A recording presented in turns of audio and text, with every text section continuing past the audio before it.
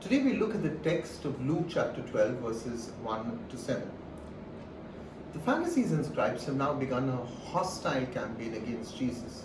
They plan to cross-examine him about many things and are constantly lying in watch to catch him in something that he might just say. With these words, chapter 11 of the Gospel of Luke comes to a close, but also sets the stage of things to come in this chapter, in chapter 12. This hostility will also be seen in Luke chapter 19 verse 47, again in Luke chapter 20 verses 19 to 20, and again in Luke chapter 22 verse 2. But while the religious establishment draws their swords against Jesus, the crowds simply love him. Verse 1 tells us that the crowds have now swelled to thousands, so much so that they trample on each other. Such popularity would surely have left the Pharisees and scribes seething with anger. Ironically, it is they who have swallowed the poison of hate and resentment, but expect to see Jesus drop down instantly and die. Well, his hour has not yet come.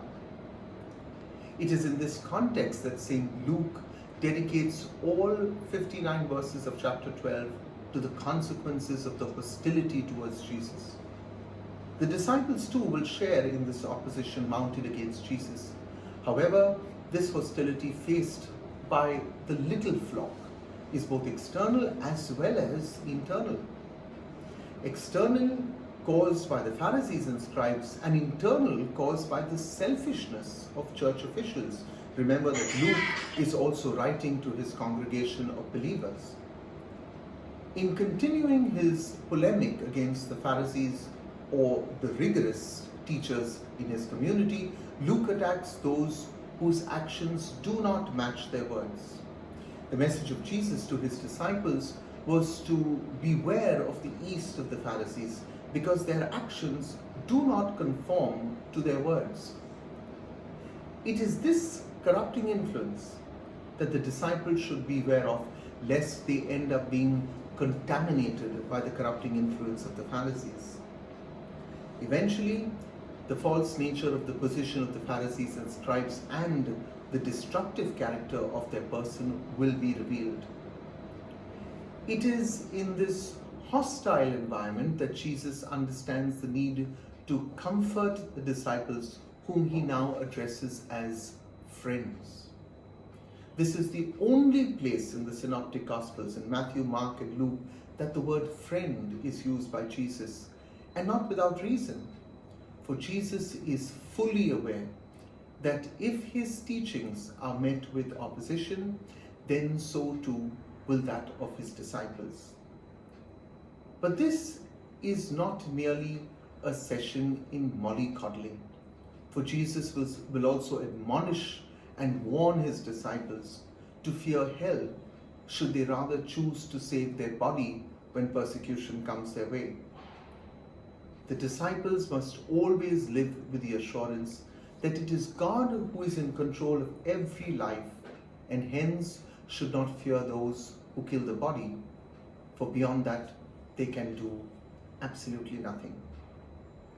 With a bit of humor, Luke argues from the lesser to the greater. If God cares for the least expensive item on the menu and counts the hair that falls from the heads of balding men and women, how much more will God care for the disciples of Jesus?